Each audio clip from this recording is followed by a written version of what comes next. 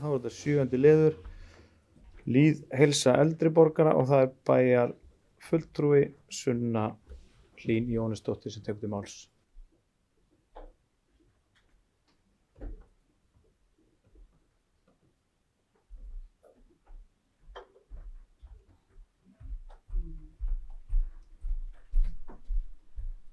Forseti, ágætu bæjarfulltrúar. 2 vinnuhópar eru nú á störfum sem tengjast málefnum eldri borgara, vinna við seinni hluta aðgerðaáætlunar í málefnum eldri borgara og endurskoðun á íbúðarkafla aðalskipulags. Okkur bæjarfulltrúum Framsóknar langar að koma okkar áherslum á framfæri í þeirri vinnu, auk þess að upplýsa gagnaöflun sem við höfum óskað eftir frá sviðsstjórum fræðslu og lýðheilsusviðs og velferðarsviðs sem tengist félagslegri einangrun eldri borgara.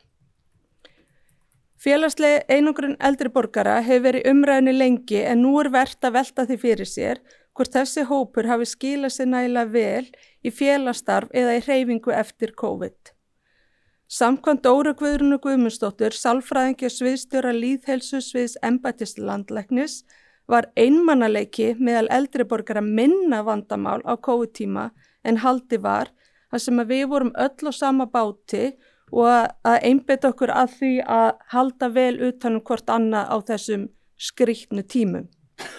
Þannig ég velti því fyrir mér hvort staðan sé önnur núna þegar við höfum snúið aftur til eðlilegs lífs með tilheyrandi lífsgæðakapphlaupi en eftir situr hópur af eldri borgurum sem hefur vanist í að vera bara heima og kemur sér mögulega ekki af stað aftur.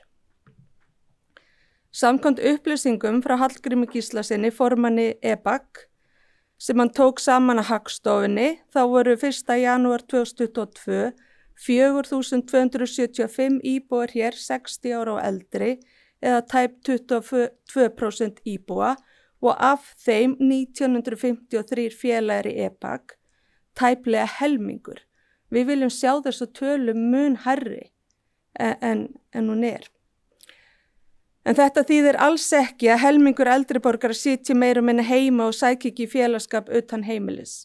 Sú kynslóð sem og yfir 70 í dag á stóran hluta mjög virkur hópur sem vanur að ferðast allan heim og mörg dugleg í hreyfingu, sem dæmi í golfi, sundi og gönguskíðum og svo hafa rafmagnshjólin komið sterkt inn. Þetta hópur sem líklega þegar tíminn líður verða duglegur að nýta sér þjónustu félagsmiðstöð okkar en eru bara enn á fullu að njóta lífsins. Samkvæmt rannsókn sem Landssamband eldri borgara gerði í samvinnu Reykjavíkurborg, það voru árið 2016, 17% eldri borgara stundum eða oft einmana, en það sá mælikvarði sem notað til að mæla félagslega einangrun. Þetta kom fram í máli Berglindar Magnúsdóttir, skrifstofustjóra öldrunarmála hjá velferðarsviði Reykjavíkurborgar á málþingi félagslega einangrun sem Landssamband eldri borgara hélt 2020. Það eru einmitt þessu 17% sem við þurfum að hafa áhyggjur af en ekki þessi hópur sem út allt og allstaðar og nýtur lífsins. Þannig að það væri áhugavert að rannsaka einmanaleika sérstaklega hér á Akureyri og mögulega eitthvað sem við ættum að skoða í næstu þjónustukönnun. En ég hef einmitt óskað eftir svörum hvort það sé til einhverja tölur einmanaleika hér á Akureyri. Í fyrrnefndri rannsókn kom skýrt fram að sá hópur sem helst finnur til einmanaleika fólk sem meðal annars sem þiggur heimaþjónustu, hefur misst maka, á veikan maka, hefur gengið í gegnum erfiða hluti, heyrir illa, fjárhagslega illa statt og hefur ekki mikið samband við ættingja. Þetta hópur sem ólíklegur til að sækja félagsmiðstöðvarnar og það sem í boði í verkefninu Virk efri ár nema með mikilli hvatningu og sértækum aðgerðum. Elliheimilin eins og við þekkjum þau hafa breyst í hjúkrunarheimili og fólk býr núna mun lengur heima sem þýðir að við sem sveitarfélag berum lengur og meiri ábyrgð og félagslegri örvun þeirra en áður. Vissilega þykja þau mörg dagþjónustu á hjúkrunarheimilum og fá þar félagslega örvun og einhver þykja frábæra þjónustu Rauða krossins, en hvernig náum við til þeirra sem þykja litla sem enga þjónustu? Erum við að gera nóg og hvernig bætum við lýðheilsu þeirra? Þessi hópur sem að vera kannski bara vera pínu tíndur og við náum ekki til. Samkvæmt Dóru Guðrúnu sviðsstjóra lýðheilsusviðs embættis landlæknis þá félagslegi þátturinn langmikilvægasti þátturinn kemur að hamingju og vellíðan. Skiptir meira máli en hreyfing, heilsa og efnahagsleg gæði. Og þess má geta í þessu samhengi að Bretar hafa stofnað sérráðuneyti tileinka einmanaleika. Í desember 2021 var samþykkt í bæjarráði aðgerðaáætlun í málefnum eldri borgara sem átti að gilda út árið 2022 en hún tekur á heilsueflingu, félagsstarfi og upplýsingagjöf og margt verið framkvæmt af henni að því ég best veit og vel gert og mörguleyti bara frábær aðgerðaáætlun. En þessi aðgerðaáætlun var kynnt í frístundaráð þegar ég sat þar á síðasta kjörtímabili. En ráðsmenn höfðu töluvera áhyggjur af því að meiri áhersla var lögð á bæta við það sem var þegar í boði í þeirri aðgerðaáætlun, því það er heilmikið í boði fyrir eldri borgara á Akureyri. Í stað þess að leggja meiri áherslu á sértækar aðgerðir til að rjúfa félagslega einangrun. Og ég bara haldaði til haga að ég hafði sambandi mína gömlu ráðsfélaga í frístundaráði og fekk leyfi hjá þeim til að segja frá þessum áhyggjum okkar. Hafin vinna við seinni aðgerðaáætlun í málefnum eldri borgara sem taka á heimaþjónustu og samhengu við aðra þjónustu, húsnæðismálum og búsetu eldra fólks og samgöngum. Allt tengist þetta félagslegum þáttum eldri borgara og því mikilvægt að aðgerðir til að rjúfa félagslega einangrun muni fá meira vægi í þessari aðgerðaáætlun. Ég hef heyrt þessi almenn ánægja út í bæ með verkefni Virka efri ár og það var frábær þátttaka og mæting á kynningu á þessu verkefni í Hofi fyrr á þessu ári. Ég sá reyndar að Þórsarar reyna að hvetja eldri borgara til að duglegra að mæta á það sem er á þeirra vegum eða í samstarfi við þá og við vonum bara að þáttakan muni verða betri. En þetta er frábært viðbót við annars gott úrval á tómstundum og félagsskap eða félagsstarfi en hef þá nokkra áhyggjur af því að skráningi þetta færi gegnum sportheflir. Ég held við höfum kannski mögulega lært eitthvað af gjaldskyldunni í bænum og óánægju eldri borgara með þá tækni að við séum að fara þessa leið en ég sá samt sem áður að það verið að auglýsa kynningu á sportheflir og gera það ráð fyrir að vera aðstoða þennan hóp að geta skráð sig og svo hef ég áhyggjur á samgönguþættinum. Og þetta er eitthvað sem að eldri borgarar ræða oft að það er hvað þjónustu við erum að veita í því og þessi hópur sem helst finnur fyrir einmanaleika getur hann komið sér sjálfur í þessa þjónustu. Þannig að það þarf að greina það hvaða hópur er að þiggja þessa þjónustu og fari aðgerðir til að auka breiddans en það þarf að gerast í viðtæku samstarfi til dæmis heimaþjónustar, EPAC og þá mögulega starfsmann verkefnisins Virka efri ár. Í því samhengi væri vert að skoða bjóða upp á tekjutengdan lýðheilsustyrk sem hlýtur að vera í farvatninu því það stendur í málefnasamningi núverandi meirihluta að koma í á laggirnar lýðheilsustyrk fyrir tekjulágt og eignaminna fólk en það hefur einmitt komið fram í rannsóknum að það er sá hópur sem að helst finnur fyrir einmanaleika. Ég vona að þessi umræða hér sé bara fyrsta skrefi og mun ábyggilega óska eftir því að taka hana upp aftur þegar fyrir liggja frekari gögn.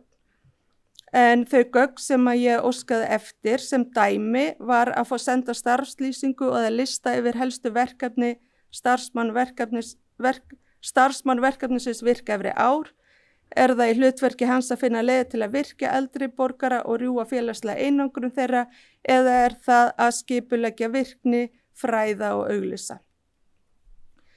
Einnig er eitthvað samstarf milli sviða í þessum málefnum, það er velferðar- og fræðslu- og lýðheilsusviðs og hvernig er eftirliti með félagslegri einangrun háttað, er einhverjar tölulegar upplýsingar til einmanaleika, ég óska eftir minnisblaði frá heimaþjónustunni þeirra mat á stöðunni, það er á félagslegri einangrun, og að lokum bæði mat sviðsstjóra og þá sérstaklega velferðarsviðs á þeirri hugmynd að í endurskoðun aðalskipulagi verði skipulagt sérstakt svæði fyrir eldri borgara eins og bæjarfulltrúi Gunnar Már kemur betur inn á eftir. Það væri mjög gaman að heyra ykkar álit og hvort bæjarfulltrúar styðji það að óskað hafi verið eftir þessum gögnum. Það er mín trú að þessi gögn muni nýtast vel í vinnuhópnum sem nú vinnur að seinni hluta aðgerðaáætlunar í málefnum eldri borgara og svo vinnuhópnum sem vinnur að endurskoðun og aðalskipulagi. Takk fyrir mig. Takk bæjarfulltrúa. Sunnu Hlín Jónsdóttir fyrir orðið laust. Já. Þú máttur undan. Bæjarfulltrúi Gunnar Már Gunnarsson. Já, ég get verið. Það byrja að taka við stjórn fundarins. Svo tektum máls bæjarfulltrúi Heimir Örn Árnason. Bæjarfulltrúar, forseti, til að byrja með ætla að þakka Sunnu Hlín kærlega fyrir mjög málefnalegar umræður, virkilega áhugaverðar og góðar fyrirspurnir. Akureyrarbær, við skrifum undir viljayfirlýsingu að vera heilsueflandi samfélag í ágúst 2015. Svo fram kemur á vef stjórnarráðsins þá meginmarkmið heilsueflandi samfélags að heilsa og líðan allra íbúa sé í fyrirrúmi og í stefnumótun og aðgerðum þannig að skapa umhverfi og aðstæður sem stuðla að heilbrigðum lifnaðarháttum og heilsa og velíðan allra íbúa. Heilsuefling ferli sem gerir fólki kleift að hafa aukin áhrif á heilsu sína og bæta hana. Hún miðar að því að hafa áhrif á lífstíls fólks og skapa umhverfi sem styður fólk til þess að lifa heilsusamlegu lífi. Öll aldursbil eru undir heilsueflandi samfélagi. Því er það sérstaklega ánægilegt að nú séu hafa við handa með virk Efriár hér á Akureyrarbæ.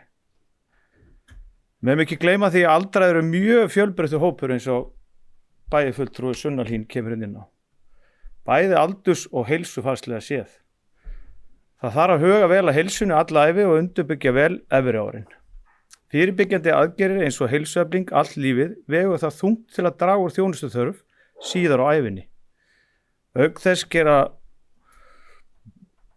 til dæmis hlutir eins og heilsulæsi. Þau stuðla því að eldri borgarar og aldraðir hafi betri forsendur til að taka góðar ákvarðanir til dæmis með heilsu sína. Mikilvægt að horfa sérstaklega til þess hóps sem býr við lakari heilsu og þann þarf að styrkja hvað snertir heilsueflingu og félagslega þátttöku. Þannig nefni ég sérstaklega félagslega þátttöku. Ég hef nefnt það áður og hef nefnt það við föður minn og móður að afi heitinn, hann var félagslega einangráður síðustu 10 ár í sínu lífi. Og hefði ég verið til ég að vera byrjar í pólitíkinni þá og tí að hann starði út gluggann síðustu árin en hann var alltaf glaður en hann gerði ekki mikið síðustu árin. Ég veit að virka Efriár hefði auðveldu honum að mæta og gera eitthvað fest og skemmtilegt síðustu árin. En virka Efriár einliður í því að auðvelda aðgengi eldri íbúa, Akureyrarbæjar, að tækjarum til hreyfingar og nálgast heilsutengda fræðslu. Það því vel við hæfi að fagna þessu, við verðum að fagna þessu vel en við verðum að halda vel utan þetta verkefni og efla eins mikið og við getum. Samstarfi EPAC, allavega frá mínum bæjardörum séð, hefur verið mjög gott. Við höfum átt í samstarfi einmitt þau sem eru félagslega einangruð og mikið verið talað að stækka salinn í Sölku og höfum við fundið þá laust með Hallgrími og Sigurði í stjórn EPAC að prófa að halda næsta ársfund, stóran ársfund í EPAC í Naustaskóla þann 28. mars næstkomandi. Og með því framhaldi mun EPAC stefna að halda stóra viðburði í Naustaskóla. Sá salur tilvalinn fyrir svona uppákomur og var eiginlega búinn til á sínu tíma fyrir að hverfi myndi koma saman í stóra viðburði og þetta því svona hálfgerð, hvað við segja, samkomu salur fyrir alla íbúa í hverfinu. Það að bæjarfulltrúi Sunna Hlín talar að skráning verði gegnum sportafler, ég sammála þar en ég veit einnig að fólk megi einfaldlega mæta og Héðinn og starfsmenn að hjálpa þeim að skrá sig fyrstu vikurnar. Við þurfum að skoða vel samgöngur með ferlibílana, hvort að það sé ekki í góðum málum og ég vil fagna þeirri hugmynd og mun skoða hana vel fyrir næstu ár að tekjutengja lýðheilsustyrk fyrir eldri borgara. Ég ætla að hrósa Sunnu Hlín fyrir að minnast á þetta hér. Annars vil ég hrósa einmitt dagskrá virka Efriár og verði að segja ég hlakka til að vera eldri borgari hér í bæ. Því við erum með göngu, fótbolta, pílu, blak, leiki, frisbígolf, ringóæfingar, dans, gönguferðir, jóga, körfubolti, borðtennis, göngu og teygir og badminton. Þannig ekki þarf maður að kvíða fyrir eldri árunum. Það verður nóg að gera. Takk fyrir mig. Það bæjarfulltrúi Heimir Örn Árnason lokið máli sinu, næst til máls bæjarfulltrúi Gunnar Már Gunnarsson. Og svo færi ég forseta afturfund stjórnina. Já, forseti ágætu bæjarfulltrúar. Að tryggja rétt okkar allra til falsallar öldrunar stórt og mikilvægt verkefni. Ekki síst í ljósi þess að hlutfall eldra fólks fer hækkandi hér á landi, rétt eins og annars staðar í heiminum. Og þess vegna mikilvægt að framtíðarsýn okkar aldursvænt bæjarfélag sé skýr. En líkt og bæjarfulltrúi Sunna kom inn á, þá eru veigamiklir póstar eftir í þeirri vegferð bæjarins að verða aldursvænt samfélag þar sem gott eldast. Og húsnæðis- og skipulagsmál eru þar á meðal. Aldursvænt bæjarfélag tryggir öllum hópum húsnæði á viðráðanlegu verði og húsnæði sem vel hannað og örugt. Í aldursvænum hverfum gott að rækta og efla andlega heilsu, jafnt á við þá líkamlegu og félagslegu, og þar því stutt í fjölbreytt íþrótta og tómstundastarf og umhverfið aðlaðandi og aðgengilegt. Skipulagið, það tekur mið af þörfum og ferðavenjum eldri borgara og dregur þannig úr félagslegri einangrun. Allt þetta undirstöður að farsælli öldrun. Það á að vera sameiginlegt markmið okkar að tryggja fjölþætta búsetuvalkosti sem henta þörfum aldraðra og gerir fólki kleift að lifa sjálfbjarga og sjálfstæðu lífi lengur. Árið 2038 verður hlutfall þeirra sem eldri en 65 ára yfir 20% mannfjöldans hér á Íslandi og árið 2065 eða 64 yfir 25%. En núna það 14% til viðmiðunar. Við skulum hafa líka í huga að megnið af því húsnæði sem verður í boði árið 2038 nú þegar búið að byggja þetta herrans ár 2023 og drjúgur hluti þess eldra húsnæði sem fyrir margar sakir hentar illa þeim markmiðum að fólk geti búið þar sem lengst á eigin vegum.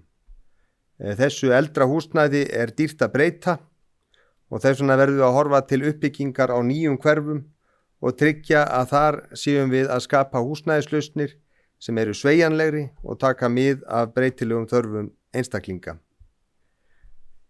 Framundan vinna við breytingu á aðalskipulagi bæjarins og við í Framsókn við viljum horfa til heildstæðrar uppbyggingar og húsnæði og þjónustu fyrir eldri borgara. Ég held við þurfum að leyfa okkur að hugsa stórt og til lengri framtíðar ef við ætlum að ná öllum markmiðum okkar í málefnum eldri borgara. Á bæjarstjórnarfundi 4. október á síðasta árið þá lögðum við til við bæjarstjórn að sveitarfélagið myndi hefja samtal og samráð við öldungaráð og félag eldri borgara á Akureyri hvernig gera megi nausta og hagahverfi að aldursvænni hverfum með tilliti til þjónustu eða samkomustaða. Og þessi tillaga var samþykkt samhljóða.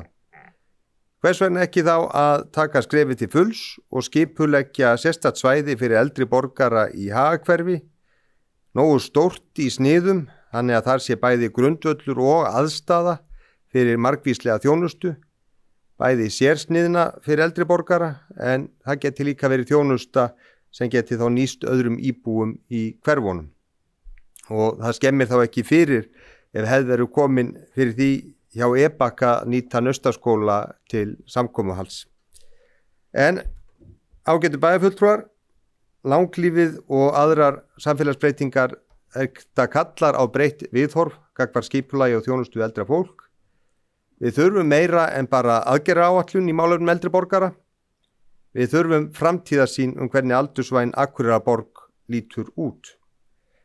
Við bæjarfulltrúi Sunnahlíð leggjum að lokum fram eftirfarandi bókun. Bæjarfulltrúar Framsóknar, Sunnahlíð Jóhannesdóttir og Gunnar Már Gunnarsson vilja bóka mikilvægi þess að í vinnu við seinni aðgerðaáætlun í málefnum eldri borgara verði sérstaklega hugað að sértækum aðgerðum til að draga úr einmanaleika og félagslegri einangrun eldri borgara. Auk þess að huga verði að sístækkandi hópi eldri borgara við endurskoðun á aðalskipulagi. Takk fyrir. Bæjarfulltrúi Gunnar Már Gunnarsson fyrir, bæjarfulltrúi Hilda Anna Gísladóttir tekur til máls.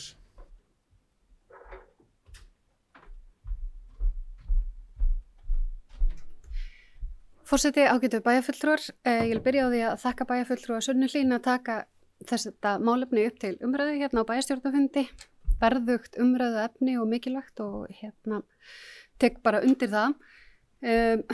Það sem að kannski sérstaklega mér finnst umhugsunarvert er þetta sem hún nefndi í kringum 17% ef ég man rétt, sem sá hópur sem að við þyrftum að horfa sérstaklega á. Mér langar aðeins að staldra lengur við þann hóp. Við vitum það öll og það er hvort sem það eru eldri borgarar og aðrir hópar eins og nefnt hefur verið hérna oft áður eru ofboðslega fjölbreyttur hópur og en það eru þessir hópar sem að týnast og gleymast eða af einhverjum ástæðum einangrast sem við þurfum að mínu viti svolítið að horfa sérstaklega til. Það er stór hópur sem að getur séð bara sig sjálfur og finnur eitthvað skemmtilegt við að vera og gera. En aðrir einangrast og þessi einmanaleiki og félagslega einangrun getur haft einfallega bara alvarlegar afleiðingar, ekki bara líkamlega heldur líka andlega. Og það er allavega skoðað aðeins rannsóknir í tengslu við þetta sem að hafa sýnt fram á það að einmanaleiki og félagslega einangrun sé meiri hjá eldra fólki sem hefur lifað lengur en fjölskyldumeðlimir og vinir og býr eitt. Mér finnst það áhugaverður punktur en samt svo ofsalega skiljanlegur. Ef maður setur sig í þessa stöðu, ég vona að ég fá að eldast og ég get ímyndað með það ef að ég lifi fólkið mitt af og þá geti það reynst mér mikil áskorun að finna neistan til þess að fara á fætur á morgnana þegar að mitt fólk væri horfið á braut. Mér langaði líka að nefna í þessu samhengi að við höfum núna verið að vinna að mannréttindastefnu Akureyrarbæjar, endurskoðun á henni.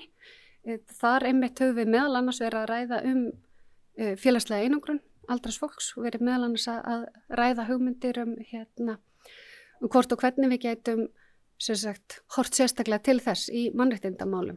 Og þar eru ýmsar hugmyndir sem geta komið til tals. Heimsóknarvinir Rauða krossins hafa til að mynda reynst áhugaverð verkefni og einmitt eins og bæjarfulltrúi örugglega flestir Sunna, Heimir, Gunnar nefndu varðandi þetta samráð við bæði öldungaráð en ekki síður EBAK þar sem að þekkingin er fyrir hendi að það sé mikilvægt að eiga í samstarfi þar.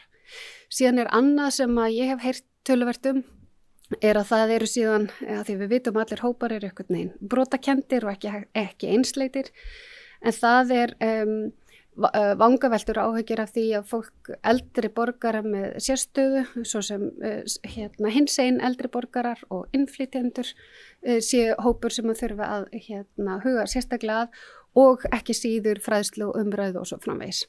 Þannig að mér finnst það líka áhugavert. Ég fagnaði auðvitað að búið að tala lengi það sem að bæjarfulltrúi Heimir nefndi varðandi samnýtingu á mannvirkjum bæjarins eins og Naustaskóla.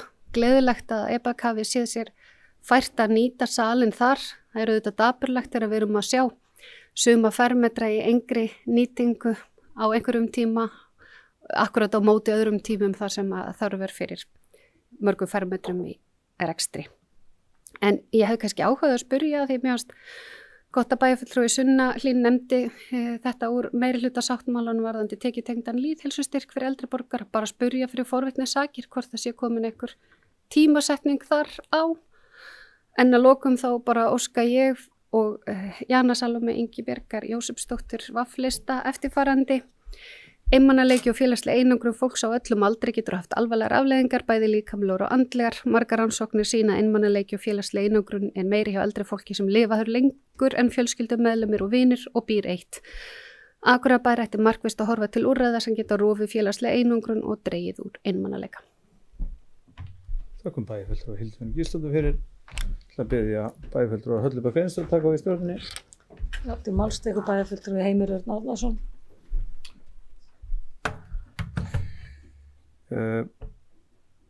ætla að þakka hér bæjarfulltrúa Gunnar Gunnarsson fyrir góðar umræður. Hárrétt hjá Gunnari að það er mjög mikilvægt að hugsa 10-20 ár fram í tíman. Hvað ætlum við að gera fyrir eldri borgara með húsnæði? Það hafa komið upp margar hugmyndir.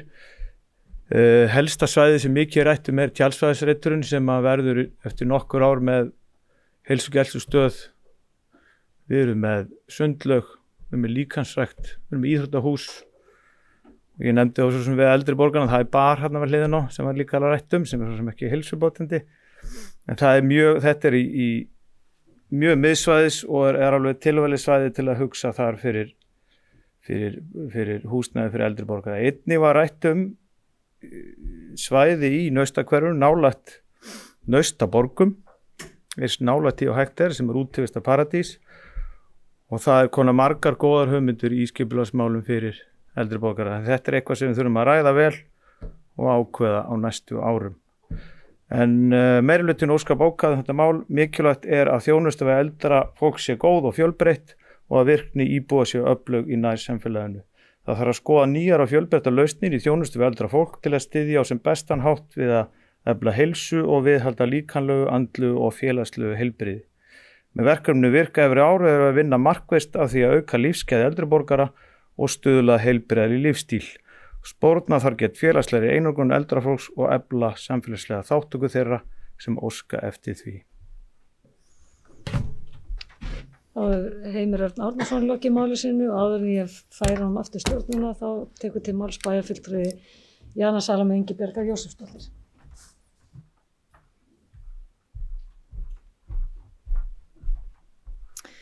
Forseti ágætu bæjarfulltrúar. Ég vil byrja á því að þakka bæjarfulltrúum Framsóknarflokksins fyrir að hefja þessu umræðu og þakka fyrir góðar umræður. Ég tek undir mikilvægi þess að rjúfa félagslega einangrun eldri borgara og við þurfum að leita leiða til að geta leyst úr þessum málum.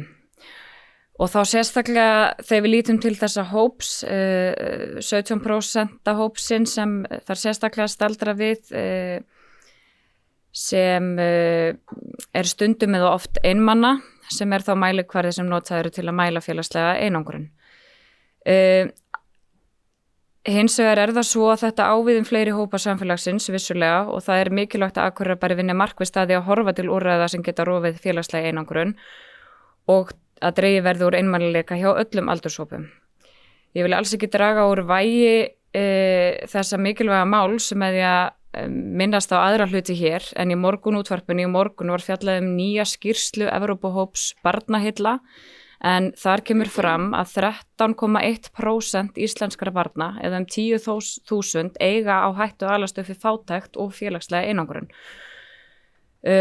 Og það er líka grafarlegt mál, þess vegna tel ég mikilvægt og þess vegna tekið undir þessa bókun sem við Hilda Jana eru með saman er að einmannaleiki og félagslega einangrun fólks á öllum aldri getur haft alvarlegar afleiðingar, bæði líkamlegar og andlegar. Og mér finnst mikilvægt að þó svo við einblínum að einhverju leyti á eldri borgara við pössum að taka aðra hópa samfélagsins inn í þetta því að þrátt fyrir við tilheyrum ákveðnu aldurspili eða ákveðnum fjölskyldumynstrum eða annað, þá eru við öll ólíkir einstaklingar og ég held að það sé rosalega mikilvægt að líta til fátæktar þegar við skoðum þessa hluti því að ég held að fátækt geti virkilega aukið á hættuna á félagslegri einangrun í hvaða aldurshópi sem er. Takk. Við erum bæjarfulltrúi Jana Salome Ingibjargar Jósefsdóttir fyrir orðið er laust. Bæjarfulltrúi Andri Teitsson tekur til máls.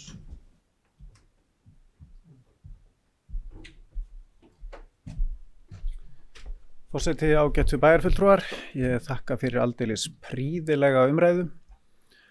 Mér langar bara rétt að nefna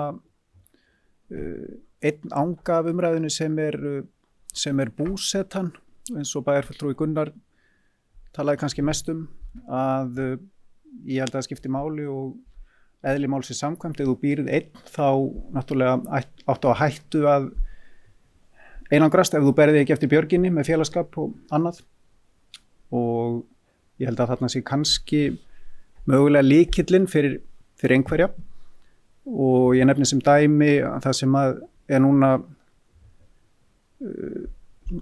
búið að orðin svona viðtekin sannindi varðandi háskólastúdenta til dæmis að það hentar þeim vel að vera svona í aðeins meiri nánd heldur en ekki verið í sérbýli eða sérstökum íbúðum heldur tryggja svona daglegan samgang og nefni sem dæmi að börnin mín hafa búið á stúdentagörðum í Reykjavík þar sem eru 8 eða 9 herbergi.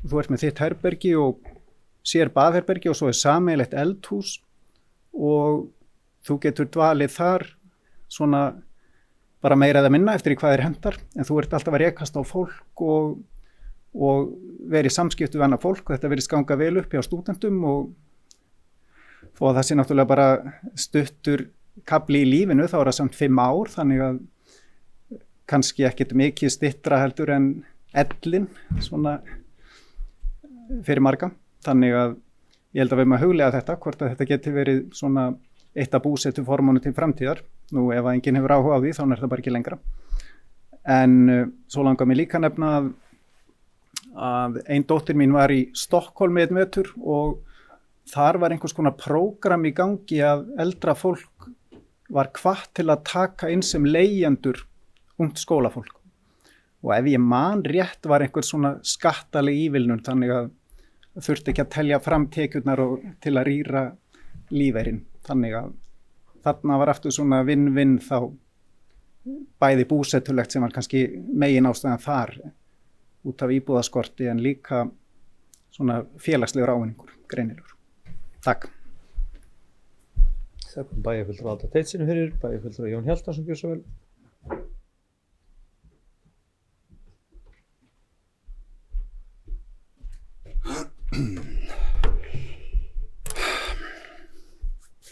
Forseti bæjarfulltrúar, takk fyrir þessa umræðu. Hún er afskaplega þörf. Ég hef áður rifjað upp þessa dæmisögu sem ég held að við þurfum að hafa ögn á bak við eyrað, ónefndur kunningi minn. Þau hjónin gerðust öldruð og þar kom að konan, hún eiginlega lamaðist meira og minna til göngu og þannig að þau gátu ekki búið saman lengur og hún var þá sett inn á hjúkrunarheimili og ég hitti eiginmanninn skömmu síðar og hann sagði mér þessa sorgarsögu og ég fór að kenna í brjóstumann og segja að þetta væri slæmt og mundi náttúrulega eftir veðurfræðingnum og fleiri mönnum sem hafa verið aðskildir frá sínum maka með á heldur sorglegan hátt en þá bætti hann við þessi ónefndi kunningi minn að það var ekki nema rétt stuttur bæjargangur á milli þeirra því að konan fór á hjúkrunarheimili sem var í sama klasa og þau höfðu búið. Þannig held ég að við þurfum að hugsa þetta. Ég fellst á að það eru rök fyrir því að setja til dæmis 2 aldraðar 60 ára á eldri blokkir á, ég hlakka til að flytja þá, kannski þetta er eigin hagsmuna segurinn sem talar á tjálsvæðið. Ég fellst á að það eru rök, þau eru 3 rökin fyrir öldruðum þar, en það eru líka rök fyrir því að hafa þetta, eða leggja þyngstu áherslun á að þarna verði byggt fyrir fjölskyldufólk. Já, þarna þetta er lóð á skóla, lóðum 3 skóla. Nánast að segja, en ég fellst á það eru rök fyrir þessum, ég er búin að kyngja því að það eru rök fyrir þessum öldruðu blokkum þarna á tjálsvæðinu 2 en við þurfum að hugsa lengra eins og forseti voru minntist á, við þurfum að fara inn í Tjarnargötu, fara inn í það hverfi, Hagahverfið eða jafnvel innar, taka frá þar nú erum við að hugsa til 40, 50, 60 ára, taka þar frá stórt svæði og við þurfum ekkert að finna upp hjólið því að þetta hafa verið gert í mörkin í Reykjavík með afskaplega góðum árangri og miklu víðar á þessu stóra Reykjavíkursvæði, þangað sem við getum sótt fyrirmyndina að þessu þétta svæði þar sem fólk flytur inn 60 ára og eldra, það breytist eitthvað í þeirra heimilislífi, eitthvað í þeirra einkalífi, þannig að þau vilja minnka við sig, þá er hægt að gera það innan klasans, þarna er félagsaðstaða, ýmiss konar þjónusta, nú þegar menn svo að lenda í því að verða meira og minna ósjálfbjarga, þá einnig hjúkrunarrými á þeirri sömu lóð, þannig að þarna ertu komin með samfélag 60 ára og eldri, gríðarlega ólíks hóps sem getur varað fram á grafarbakkan fyrir hvern og einn eða eins og hann vill. Og þetta náttúrulega að setja eitthvað svona niður við Kjarnagötu, Kjarnabraut, eða hvað við viljum kalla þessa götu sem hefur þrefalt nafn, að setja þetta þar niður, þar sem í nálæg við útvistarsvæði, það hefur gríðarlegt gildi, því að 70 maður, konur eru líka menn, 70 maður, hann afskaplega í dag rólfær og þvílík lífsgæði að eiga Naustaborgir og Kjarnaskó í göngu fjarlægð ofan á allt annað. Þannig að ég held og eiginlega alveg fullviss að þetta svæðið sem við erum að taka frá og hugsa til langra framtíðar, taka frá stórsvæði með þetta í huga og læra af þeim á stóra Reykjavíkursvæðinu hvernig þeir hafa gert þetta, sem þeir hafa gert afar vel. Og enn og aftur, takk fyrir umræðuna.